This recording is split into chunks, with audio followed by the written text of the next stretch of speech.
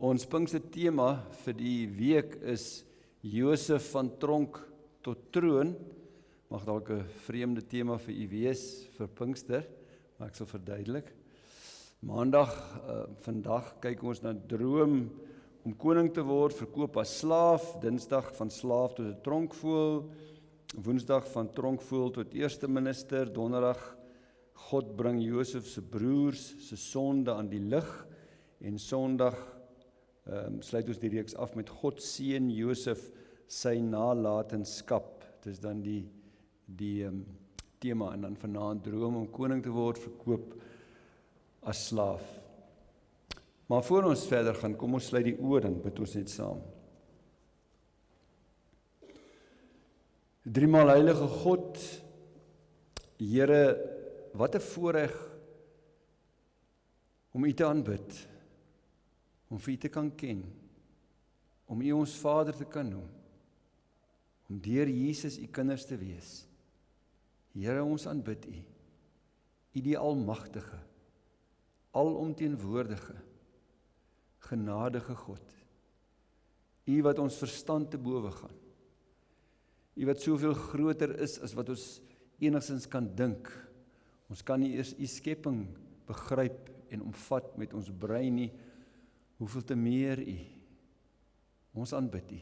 Ons eer U, ons loof U en ons prys U vir die voorreg dat U ons die genade gee om in Pinkstertyd by mekaar te kan kom om U te kan aanbid. Ja Here, en ons weet geleenthede soos hierdie dit gee U vir ons. En as ons nie getrou is nie, kan U dit wegvat. So maklik. Wees ons genadig. Ons dankie vir vanaand. Ons dankie vir die woord. Ons wil bid dat U deur die Heilige Gees tot ons harte sal spreek en kragtig sal werk in ons midde en kragtig sal werk in ons gemeente. Ons is absoluut afhanklik van U genade. Ons bid dit om Jesus ontwil. Amen. Nou Pinkster Sondag, wat 2 Sondae terug was, ons hou Pinkster nou, omdat dit na die vakansie val, Pinkster Sondag wat 2 Sondae terug was, Jan de Wet het die diens gelei, vier die kerk dit wêreldwyd. In Nederland hulle dit ook gevier. Dit was die oggend in 'n kerk, gereformeerde kerk, sing net psalms wat jy nie kan sing nie. Ek kan dit nie sing nie, maar die gemeente sing uit volle bors. Ek was verras, daar was baie, die kerk was stampvol. Kinders, jong mense. En my vriend Arjan Baan sê, soggens en saans is die kerk vol. Daar's 'n paar honderd sulke kerke in Nederland. So dit gaan nie so sleg soos wat 'n mens dink nie. Maar die kerk vier dit wêreldwyd en hulle vier die uitstorting van die Heilige Gees. Nou ons weet, dit ken ons deur sy opgestane en verheerlikte Seun gee die Vader die Gees as gawe aan sy kerk en al sy kinders. Elke kind van God ontvang die Gees van die Here met sy wedergeboorte wanneer hy tot geloof in Christus kom. As jy kind van die Here is, het jy die Gees van God. Daarom skryf Paulus aan Efesiërs, hier is net inleidend, in hom is julle, toe julle die woord van die waarheid, die evangelie van julle verlossing gehoor en tot geloof gekom het, verseël met die Heilige Gees. Wat beloof is, die Gees is die waarborg van ons erfenis, om ons los te koop as God se eiendom. Jy is verseël deur die Heilige Gees, en dis die waarborg van jou erfenis. En daarom, maar nou kry ons ook die opdrag in Efesiërs 5 tot 18, word vervul deur die Gees. Hoekom? Ons hele geestelike lewe as kind van God is te danke aan die Gees van God. Jou redding en bekering en geloof en die pad wat jy stap as kind van God elke dag, dis te danke aan die Heilige Gees. Daar's niks wat jy kan doen, sê of enige krag vir die Here, gebed, wat ook al, sonder die Heilige Gees nie. Maar die grootste werk van die Heilige Gees is om jou daagliks op die pad van heiligmaking te verander en meer soos Jesus te maak. Ons sodat die Here Jesus se karakter sigbaar sal word in jou lewe van dag tot dag. Dis die pad van heiligmaking, dat die vrug van die Gees in jou lewe sal sigbaar word. Paulus skryf daaroor, hy sê ons word almal verander om aan die beeld van Christus gelyk te word, die heerlikheid wat van ons uitstraal neem steeds toe, dit doen die Here wat die Gees is. Op die pad van heiligmaking verander die Here jou deur sy Gees elke dag meer en meer, soos jy ouer word. En as jy jou nie meer verander nie, dan is jy soos Christus, en jy gaan nie hierdie kant van die gras soos Christus wees nie, so hy gaan jou verander, en wanneer Jesus weer kom, dan gaan hy jou volmaak, soos Jesus maak. Nou, hoe bring dit ons by Josef, wat meer as 1500 jaar voor Jesus geleef het? Geliefdes, in Josef se lewe sien ons hoe God deur die krag van sy Gees, want God is Gees, Josef verander het, sodat die vrug van God, van die Gees, al hoe helderder Josef se lewe kon skyn en God om kragtig kon gebruik. Want God verander jou om jou te gebruik. Hy verander jou om jou te gebruik. Hy verander jou na die beeld van sy seun om jou te gebruik. En in Josef se lewe sien ons hoe dat God, deur sy Gees, alle omstandighede, die slegte en die goeie gebruik om ons te verander, te vorm, nie te maak, sodat God jou kan gebruik. As waarskynlik nie 'n beter voorbeeld in die Bybel vir dit as die lewe van Josef nie. En daarom ons tema, droom om koning te word, verkoop as slaaf, ons teks is Genesis 37, vers 1 tot 36, en ek gaan net eers vir ons vers 1 tot 11 lees, ek sit dit op die skerm, lees ons dit vanaf vers 1, Jakob het in Kanaan gebly, die land waar sy voorvaders ook as vreemdelinge gebly het. Hier volg die familiegeskiedenis van Jakob. Josef was nog jonk, 17 toe hy kleinvee opgepas het, saam met sy broers, die seuns van Bilha en Silpa, sy pa se vrouens. Josef het slegte stories oor sy broers by hulle pa aangedra.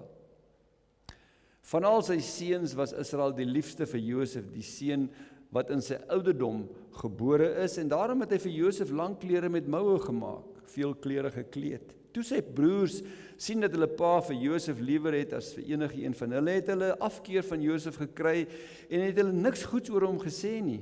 Op 'n keer het Josef gedroom en dit vir sy broers vertel. Daarna was hulle afkeer van hom nog groter. Hy het vir hulle gesê, luister na die droom wat ek gehad het. Ons is op die land besig om gerwe te bind. En skielik gaan staan my gerf regop en julle gerwe gaan staan daar rondom en hulle buig voor myne. Toe sê sy broers vir hom, jy verbeel jou, jy sal oor ons koning word. Dink jy dalk, jy sal oor ons regeer? Oor sy drome en sy praatjies het hulle nog 'n groter afkeer van hom gekry. Hy het ook nog 'n ander droom gehad en hy het dit vir sy broers vertel. Hy het gesê, ek het weer gedroom. Die son en die maan en 11 sterre het voor my kom buig. Toe hy dit vir sy pa en sy broers vertel, het sy pa hom berisper en hom gesê, wat vir 'n soort droom is dit wat jy gehad het? Verbeel jy jou, ek en jou ma en jou broers moet voor jou kom buig? Sy broers was afgunstig op hom en sy pa het aan die droom bly dink. Ons lees dit so ver. Tema is droom om 'n koning te word, verkoop as slaaf. Nou wanneer ons die storie van Josef lees, sien ons dat God spesiale planne vir Josef gehad het reg van die begin af. So sy oupa grootjie Abraham, sy oupa Isak en sy pa Jakob, is dit reg van die begin af duidelik dat Josef God se uitverkorene was in sy reddingsplan vir Israel. En wanneer Genesis 37 die opskrif daar stel, word dit baie duidelik wie die fokuspunt van Jakob se familie was. Want dit volg met, hier volg die familiegeskiedenis van Jakob. Josef was nog jonk, begin met Josef. 17, toe hy kleinvee opgepas het saam met sy broers. Hy was die seun van Jakob se kinders, wat deur God gekies is vir 'n beslissende rol. Voor ons na Josef se lewe kyk, is dit belangrik om daarop te let, dat van die begin af, het God se hand van seën op Josef se lewe gerus. Dit lees jy as jy deurgaan. Vers 3 lees ons, van al sy seuns was Israel die liefste vir Josef, die seun wat in sy ouderdom gebore is. Nou Jakob het 12 seuns gehad. By sy vrou Lea het hy gehad vir Ruben, Juda, Simeon, Issachar, Levi en Zebulon. En toe Rachel nie kinders kry nie, toe gee sy haar slavin vir vir Jakob en toe het hy 2 kinders by haar en toe gee Lea ook haar slavin vir hom en toe het hy ook 2 kinders by haar. Eintlik wou hy net vir Rachel gehad het. Hy wou nie eens vir Lea gehad het.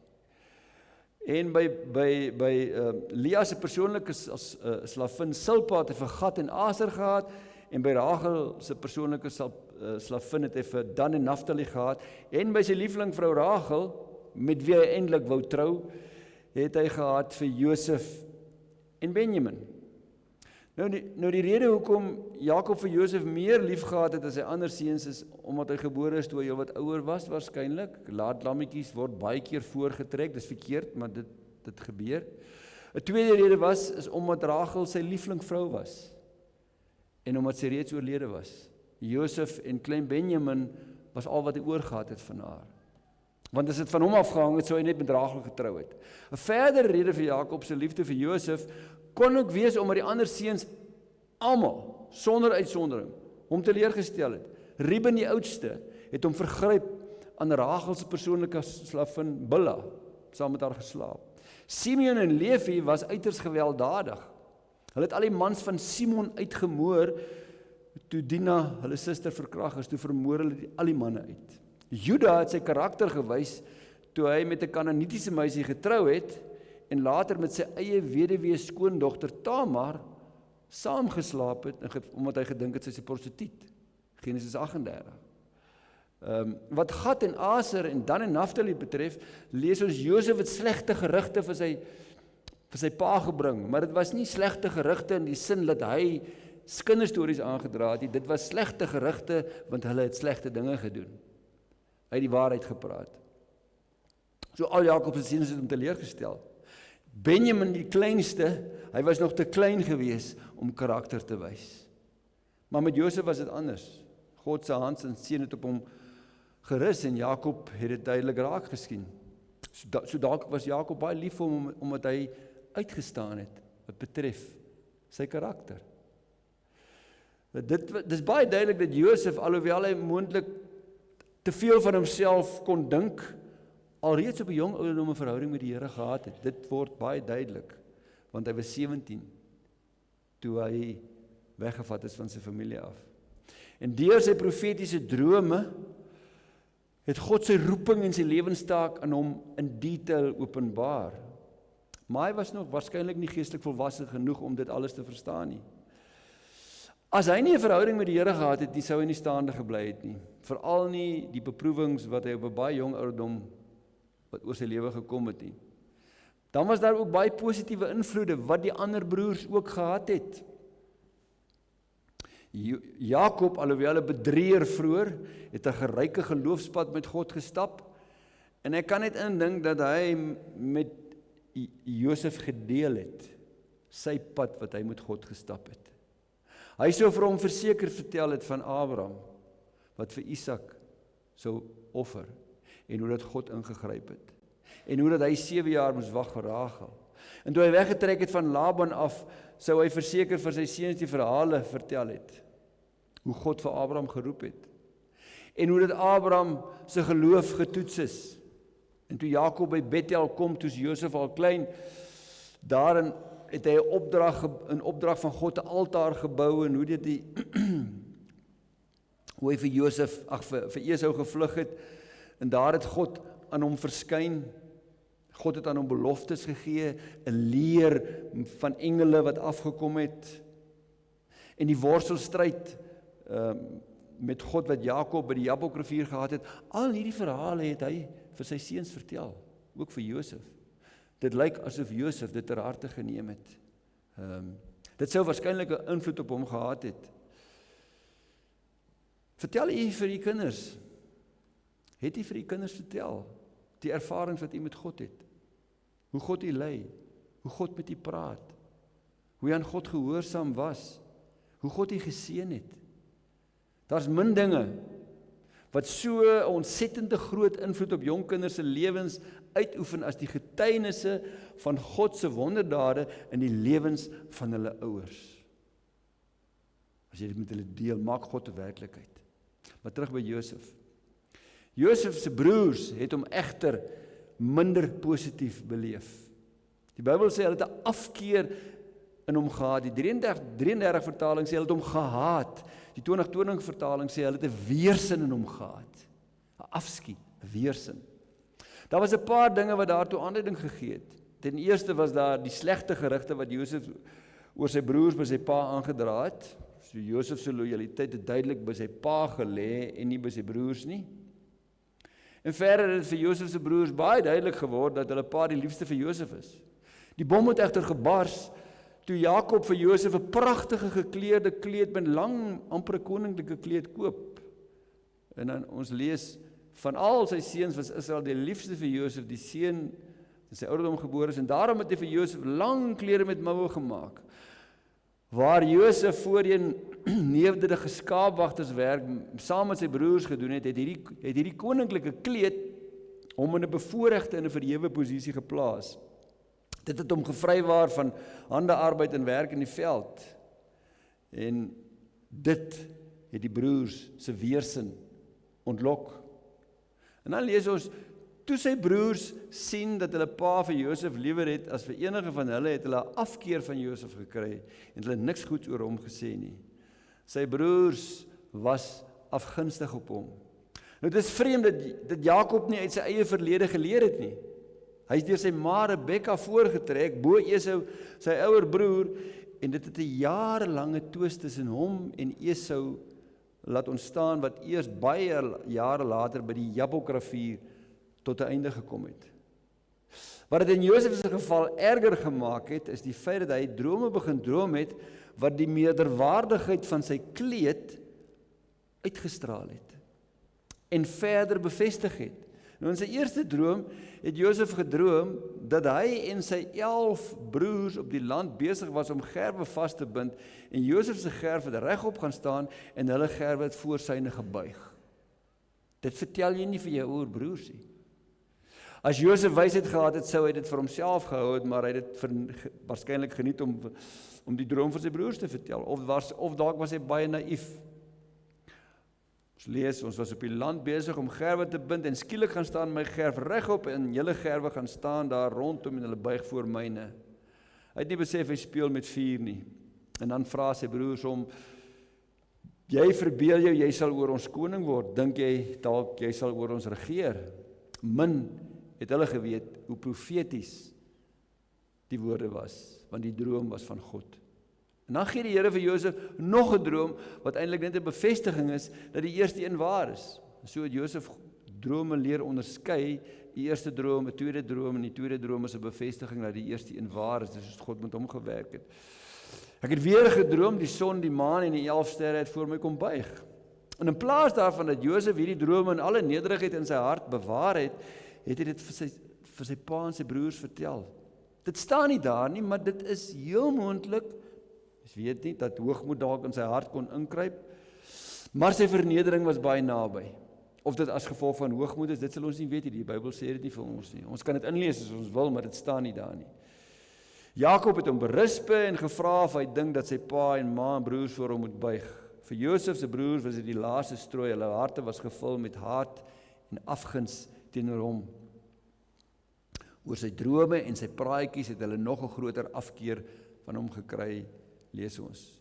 Ons lees Jakob het lank aan die drome bly dink en gewonder of dit dalk nie van God af is nie. Die broers se reaksie moet nie vir ons vreemd wees nie, want wanneer iemand se hand van seën op iemand se lewe rus, dan sal die duiwel altyd probeer om haat, vyandskap en afguns teenoor so 'n persoon te probeer opwek. En Josef was maar net 17 jaar oud gewees toe God so met hom gepraat het deur die drome. Hy het waarskynlik nie self volledig besef wat dit als beteken nie, maar die Here het sy wil en plan vir Josef die toekoms aan hom openbaar. Maar die ontknoping en die vervulling daarvan het 'n paar draaie gemaak wat Josef nie verwag het nie. En dan lees ons verder in Genesis 37 vers 12, Josef se broers het hulle pa se kleinvee gaan oppas in Sichem, en toe sê Israel vir Josef, kyk, jou broers pas die kleinvee op in Sichem, ek wil jou na hulle toe stuur. Josef het geantwoord, goed pa, Toe sê Israel vir hom, gaan kyk of alles nog reg is by jou broers, en met die kleinvee en kom vertel my alles. Israel het hom van die laagte by Hebron af gestuur na Sichem toe. En daar is 'n kaart, daar kan jy sien waar Hebron en Sichem ook is. Nou Josef se broers het hulle pa se kleinvee gaan oppas in Sichem. En na dit het Jakob besluit om vir Josef na hulle te stuur. Dit moes nie vir Jakob maklik gewees het om vir Josef te stuur nie, want hy was sy lieflingsseun. Maar hy was ook bekommerd oor sy seuns, want dit was die manne van Sichem gewees wat sy broers almal uitgemoor het. Hulle het hulle mislei en vir hulle gesê, julle moet julle laat besny, en toe hulle klaar besny is, soos hulle swak, en toe slaat hulle almal dood. Nou pas hulle vee op daar.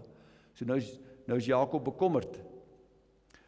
Maar Josef was onmiddellik gehoorsaam, hy het niks vermoed nie, min het hy of sy pa geweet dat hulle mekaar eers oor 22 jaar weer sou sien. 17, sy pa stuur hom, gaan na jou broers, oor 22 jaar hulle mekaar weer gesien. Josef het na Sichem gegaan, daar rondgesoek en met 'n vreemdeling gepraat. Ons lees, Josef het daar in die veld rondgesoek en toe kom 'n man by hom en die vra vir hom, wat soek jy? Josef antwoord hom, ek soek my broers, kan jy my dalk sê waar hulle die kleinvee oppas? Toe sê die man, hulle het van hier af versit. Ek het gehoor hulle sê hulle wil Dotan toe gaan. Nou Dotan is nog noord van Sichem. Josef is toe agter sy broers aan en hy het hulle by Dotan gekry. En as 'n mens na die kaart kyk, dan sien ons Sichem was so 80 km noord van Hebron waar Jakob was en Dotan was nog 50 km verder. En dan soek Josef hulle, hy kry hulle, ons lees, hulle het hom al van ver af gesien en voor hy by hulle gekom het hulle ooreengekom om hom dood te maak. Daar lees 'n mens van die haat en die weerstand teenoor hulle broer. Toe hulle hom sien, toe besluit hulle, ons gaan hom doodmaak. Hulle eie broer. Hulle het naamlik vir mekaar gesê, kyk daar kom die ou dromer aan. Kom ons maak hom dood, gooi hom in 'n put. Ons kan sê 'n roofdier het hom opgevreet, dan sal ons sien wat word van sy drome. Josef se broers het hom van ver af gesien, omdat hulle hom waarskynlik aan sy kleed herken het, gevul met haat en afguns, besluit hulle om hom te vermoor en in 'n put te gooi. Die drome het by hulle gespook, kom ons vat hom weg, en sy drome ook weg. Reuben, die oudste broer wat verantwoordelik was, het ingegryp en sy broer se lewe gered. Ons lees, Reuben het hulle hoor praat en omdat hy vir Josef wou red, het Reuben gesê, nee, ons moet hom nie doodmaak nie, moenie moord pleeg nie, gooi hom liewer in hierdie put, hier in die veld, moenie sy lewe neem nie.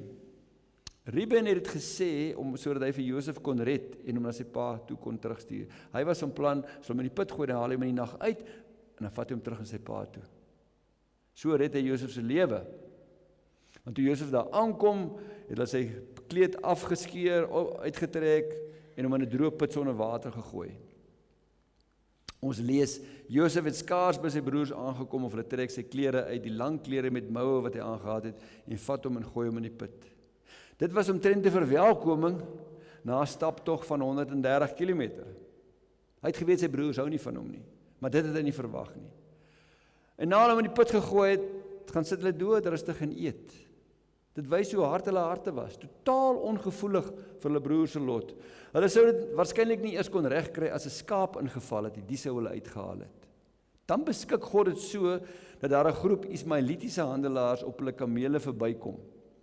Hulle was van Gilead op pad na Egipte, waar hulle gom, balsam en hars sou verkoop. Dan sien Juda hulle daar, maar Reuben was nie daar nie. Dan sien Juda hulle, toe sê Juda vir sy broers, sien Juda kom ook op. Watter nut het dit vir ons om ons broer dood te maak en dit dig te hou? Kom ons verkoop hom aan die Ismaeliete. Ons moenie sy lewe neem nie. Hy is ons broer, hy is bloedfamilie. Onmiddellik het hulle hom uit die put opgetrek vir 20 stukke silwer, die prys vir 'n slaaf. Hulle verkoop hulle bloedbroer die prys van 'n slaaf. Ons lees dan, en toe daar van die Midianitiese handelaars verbykom met die broers vir Josef uit die put opgetrek en vir 20 stukke silwer aan die Ismaeliete verkoop en die het hom Egipte toegevat. Nou as jy nou mooi gelees het, sal jy agterkom, hier's nou, daar staan, daar het Midianiete verbygekom en toe verkoop hulle vir Josef aan die Ismaeliete. Nou party mense val sommer nou net daar vas. Nou miskien wonder jy hoekom is dit so. Die eenvoudige verklaring vind ons in Rigters 8 vers 24, waarna Midianiete as Ismaeliete verwys word. Hulle was deel van 'n groter bevolkingsgroep wat as Ismaeliete bekend gestaan het. So die Midianiete was deel van die Ismaeliete. Ismaeliete was die groter groep gewees. So dis dieselfde mense. 'n Mens kan jou die angs en verwarring wat deur Josef se kop gemaal het, kwaadlik voorstel. 17 jaar oud, lieflingsseun van sy pa. Hy word aan slawehandelaars verkoop om op 'n slawemark verkoop te word. Hy sou waarskynlik die dood verkies het. Ons lees niks oor sy hulpkrete nie. Maar wanneer sy broers 20 jaar later op hulle knieë voor Josef is en hy hulle beskuldig dat hulle spioene is, dan sê hulle vir mekaar, hoor wat sê hulle vir mekaar? Ons het sy angs gesien toe hy ons om genade gesmeek het, maar ons het nie geluister nie. So terwyl hy daar in die put was en terwyl hulle hom verkoop het, het hy om genade gesmeek, maar het hom verkoop. Die roete van die Ismaelitiese handelaars het waarskynlik naby aan Hebron verbygegaan. Hebron, Sichem, dan Dothan en het teen die kus afgegaan.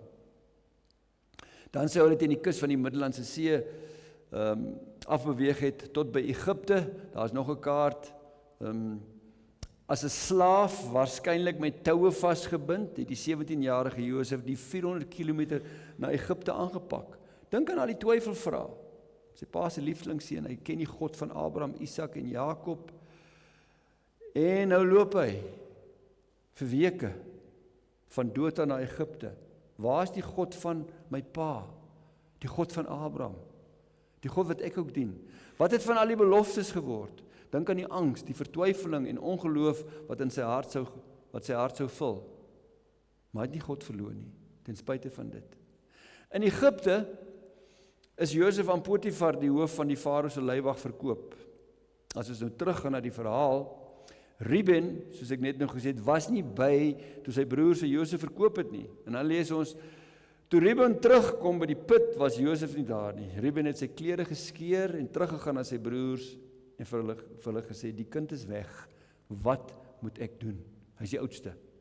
Hy is verantwoordelike ene. Wat gaan hy nou vir sy pa sê? En dan amper koelbloedig, asof hulle pa wil terugkry, omdat Josef sy lieflingsseun was, bedink hulle 'n plan.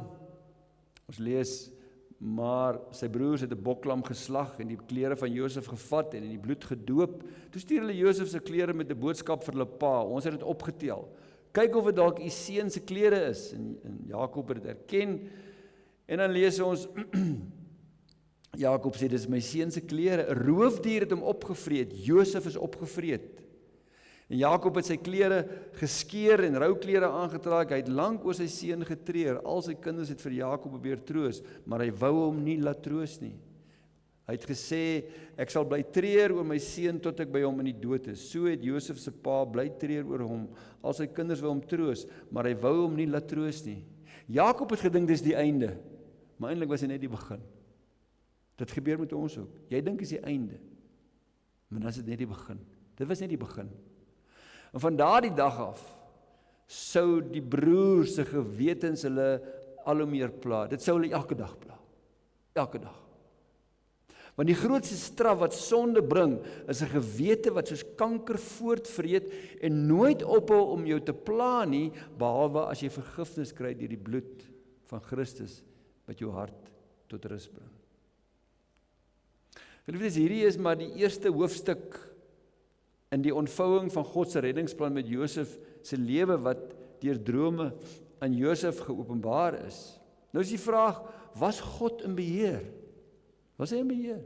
Dis 'n eerlike vraag. Die Here was volkome in beheer. Om die waarheid te sê, alles het volkome volgens God se plan verloop. Dit wat daar gebeur het, was God se plan. Toe Josef se broers in Dothan hom as 'n slaaf verkoop het. God wys sy almag en beheer op verskillende wyse. Soms is hy agter die skerms, waar hy alles in sy almag bestuur, sonder dat ons eers daarvan bewus is. En ander kere wys hy vir ons sy almag wanneer hy die bose openlik die onderspit laat delf.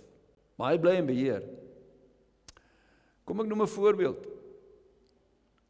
Dothan, waar Josef as slaaf verkoop is, was dieselfde plek, 'n paar 100 jaar later, waar Elisa gestaan het en die Arameërs gekom het om hom gevange te neem, en sy slaaf Gehazi by hom gestaan het, en dan lees ons, dan sien Gehazi die leerowerstes by Dothan, en dan sê Elisa vir hom, moenie bang wees nie, die wat by ons is meer as wat hulle is. Toe het Elisa gebid, Here, maak tog sy oë oop dat hy kan sien. Dan lees ons, die Here het die oë van die slaaf oopgemaak en hy het gesien die berge rondom Elisa was vol perde en strydwaans van vuur. Nou soos wat God met perde en strydwaans van vuur vir Elisa by Dothan beskerm het, kan jy seker wees was daar engele van vuur wat vir Josef beskerm het. Dit gebeur sommer nog vandag nog. Daar's getuienisse van dit. Ek kan vir u vertel, maar nie tyd daarvoor nie. Sy broers kon hom nie doodmaak nie. Hulle kon net doen dit wat God hulle toelaat. God het 'n streep getrek. Hulle dink hulle kan doen wat hulle wil. Hulle kan net gaan presies tot waar God hulle toelaat. Die Nederlands Geloofsbelijdenis artikel 13 wat handel oor die voorsienigheid van God bevestig hierdie waarheid. Die Here waak oor ons met vaderlike sorg en heers so oor alle skepsels dat sonder die wil van ons Vader nie een haar van ons kop, hulle is almal getel en ook nie een mossie op die aarde kan val nie. Ons verlaat ons hierop, omdat ons weet dat hy die duiwels en al ons vyande in toom hou, sodat hulle sonder sy toelating en wil ons geen skade kan aandoen nie. Geliefdes, daar in Dothan was God volkome in beheer, en hy was besig om sy plan vir Josef se lewe tot uitvoering te bring. Nou kan jy vir my vra met reg, nou wat dan van die sonde van sy broers? Dus dit moes nou deel van God se plan. Dat God moes nou die sonde gewil. God het dit gebruik, in sy almag, in sy grootheid, doen hy dit. Ons lees dit in Romeine, ons weet dat God alles ten goede laat meewerk vir die wat hom lief het, die wat volgens sy besluit geroep is. God kan enige iets gebruik, en dit sien ons later baie duidelik in die verhaal. Vir sy kinders kan God enige minus in 'n plus verander. Hy trek net 'n streep daardeur. Dis al wat hy doen. As daar 'n minus in jou lewe is, en God wil dit gebruik, dan trek hy 'n streep deur en maak dit 'n plus. Hy het dit op Golgotha gedoen. Daar het hy ook 'n streep deurgetrek deur die minus, en daar was 'n kruis. Die duiwel het gedink, hy maak die seun van God dood. En toe is dit ons verlossing. Hy het dit op Golgotha gedoen, en daarom kan hy dit elke dag in die lewens van sy kinders doen, om sy plan uit te voer. Dit beteken nie dat die broers nie skuldig was nie, en dis waar die geheimenis van ons persoonlike verantwoordelikheid en God se werking by mekaar kom. Hulle staan skuldig voor God as gevolg van hulle sonde, en hulle moet verantwoording doen daarvoor. En God is nie die bewerker daarvan, maar hy gebruik dit. Dit beteken egter verder dat geen sonde van mense en bose planne, en dis 'n troos vir ons as kinders van die Here in die kerk, en bose planne van die duiwel wat op God se kinders gerig is, God se planne kan omverwerp nie. In sy alwysheid span God dit in om sy doelwit te bereik. 'n Mens kan nie God se planne dwarsboom nie. Daarom moet ek gehoorsaam wees. Jy moet God vertrou. Want die duiwel kan nie sy planne dwarsboom nie. Leer dit uit Josef se lewe. Die duiwel, die boosheid van mense, kan nie God se planne vir jou lewe dwarsboom nie. Al voel dit vir jou so. Al is daar's dalk iets wat jy nou wil wegvat. God wil dit nie weg. As hy dit wil wegvat, sal hy dit wegvat. En as hy dit nie wil wegvat nie, dan los hy dit daar. Vertrou op hom en hou daarom met hom alleen rekening. Moenie met die duiwel rekening hou nie. Hy kan net doen wat God hom toelaat. 'n Laaste belangrike les uit Josef se lewe is dat toe hy as slaaf verkoop is, hy 'n baie belangrike voorbereidingsfase in sy lewe binne gegaan het. Uiters belangrik. En dit was die van 'n woestyntyd in sy lewe. Josef was vir 'n groter doel of taak in die koninkryk bestem. En as jy 'n kind van God is, dan het God vir jou 'n taak, 'n doel. Hy wil jou gebruik. Hy het jou geroep, het jou gekies, geroep, gered as sy kind om jou te gebruik. Maak nie saak wie jy is, hoe oud jy is, waar jy is nie, hy wil jou gebruik. En deur sy gees gaan hy jou verander en voorberei, sodat hy jou kan gebruik. En daarom wil God hom eers deur 'n woestyn van slawerny en vernedering vat, om hom te louter van alle hoogmoed en eie waan, sodat wanneer God hom verhoog, hy in staat sou wees om dit te kan hanteer. As 'n mens 17 jaar oud is en alles loop net reg vir jou, is dit baie, baie moeilik om nederig te bly. Baie moeilik. Daarmee sê ek nie, hy was hoogmoedig nie. Maar daar's 'n stuk vernedering wat maak, dat wanneer jy verhoog word, dan sal jy nie hoogmoedig word nie. Slawerny was maar net die begin van 'n voorbereidingsfase vir Josef in God se skool, om hom voor te berei vir wanneer hy as eerste minister van Egipte in God se diens sou staan. Moenie dink dat dit vreemd is vir God om sy diensknegte wat hy geroep het, in afsondering en met vernedering voor te berei vir die taak waarvoor hulle geroep het nie. So alles wat in jou lewe gebeur het, maak nie saak hoe sleg dit is nie, God gebruik dit. Paulus was 14 jaar in die Arabiese woestyn. As ons die Bybel lees, almal is nie so 100% seker daaroor nie, nadat die Here Jesus aan hom verskyn het, voordat hy eintlik met sy bediening begin het. Sy voorbereidingstyd. Hy het nie na sy bekering onmiddellik begin preek nie. Hy het getuig, ja, maar God het hom weggevat en hom voorberei. Moses was 40 gewees, toe hy geroepe gevoel het om sy mense te help, toe slaan hy Egiptenaar dood.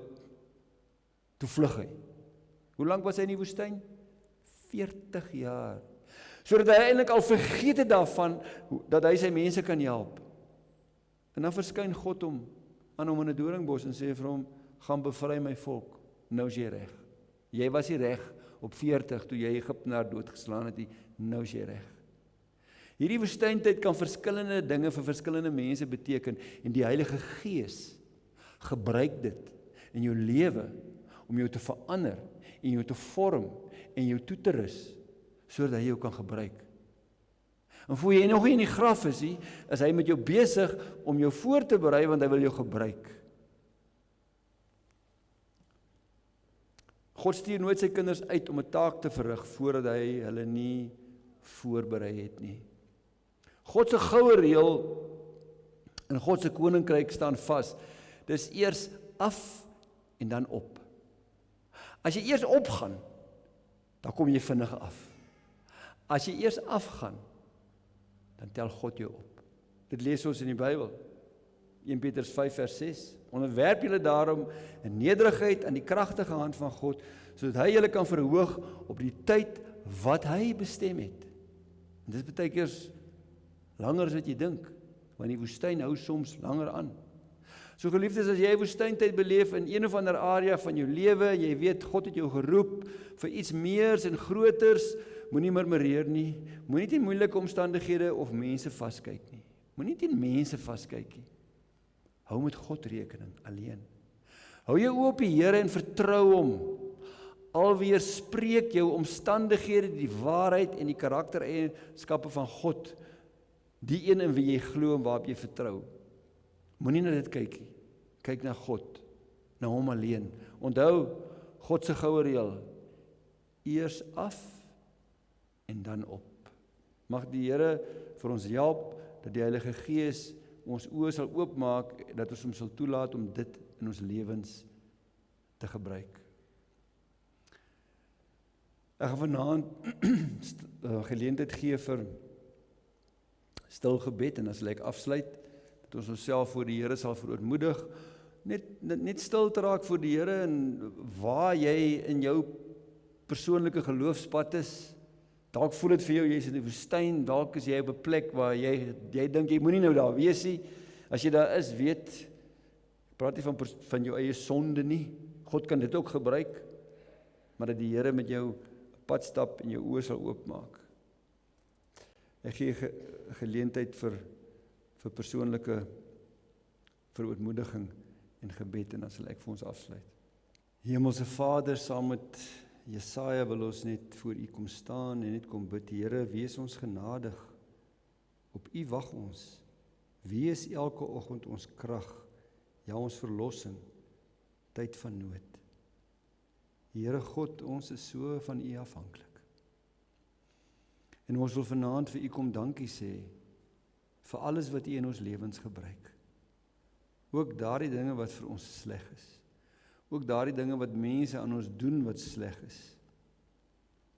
Want ons weet, agter dit alles, is U Vaderhand, wat goed bedoel met ons lewens.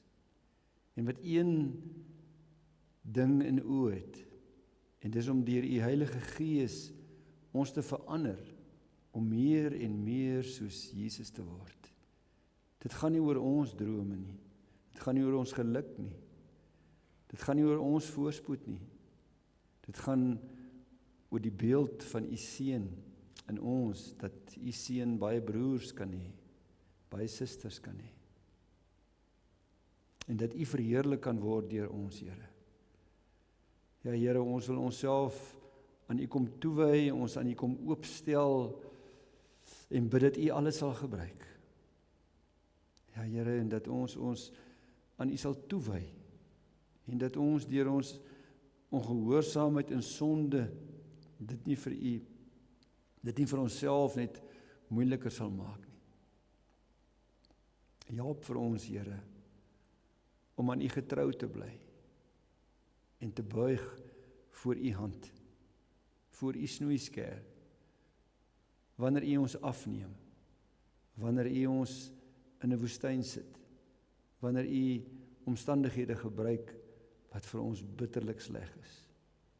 Ja, Here, dat ons in geloof ons oë op U sal hou, U wat ons uit genade gered het, vrygekoop het, losgekoop het van die hel deur die bloed van U Seun, om ons vry te maak en ons nie te maak en ons te verander om soos Christus te word.